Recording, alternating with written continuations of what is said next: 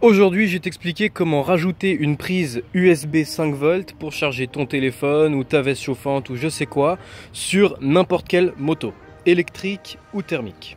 Il te faudra juste le kit que tu pourras trouver sur n'importe quel site internet d'un USB qui passe de 12V DC à 5V DC. Moi j'en ai pris un étanche et en plus il a deux prises, ce qui fait que je peux charger mon téléphone et faire chauffer ma veste chauffante en même temps.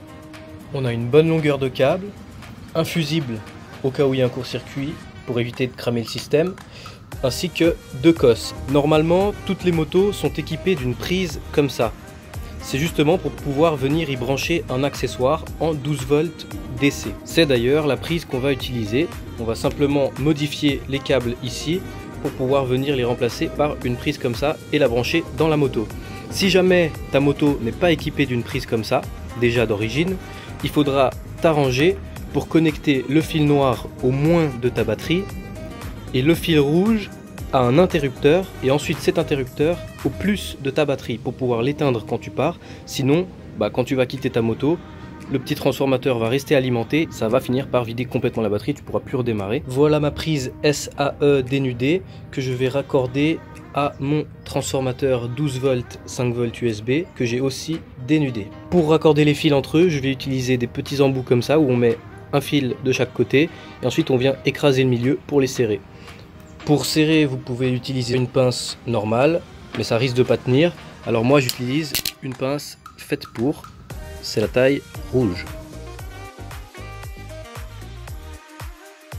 C'est déjà terminé, on a la prise SAE qui passe dans nos petits serre-câbles, qui ressort dans le fusible et le tout qui va à notre transformateur. Il ne reste plus qu'à le brancher et le fixer. Même serré au maximum, ça tient pas sur ma barre parce qu'elle est trop fine. Du coup j'ai rajouté quelques tours de scotch noir et c'est parfait. C'est fixé et maintenant il ne reste plus qu'à glisser la prise. Je l'ai fait venir par sous la barre parce que sinon ça me gênait au niveau du tableau de bord et de la serrure, c'est plus pratique. Une fois que votre câble passe correctement,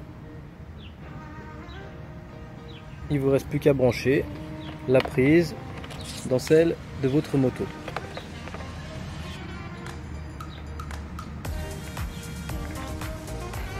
Une fois que tout est branché, sans refaire l'erreur que je vous ai montré tout à l'heure, on peut procéder à l'allumage. On vérifie que la prise est bien allumée avec la petite lumière bleue. J'ai pris avec moi un petit ventilateur parce que oui, quand on roule la moto, c'est toujours pratique d'avoir un peu d'air frais. On va le brancher pour voir si tout fonctionne bien. Magnifique! C'est vrai que ça fait du bien.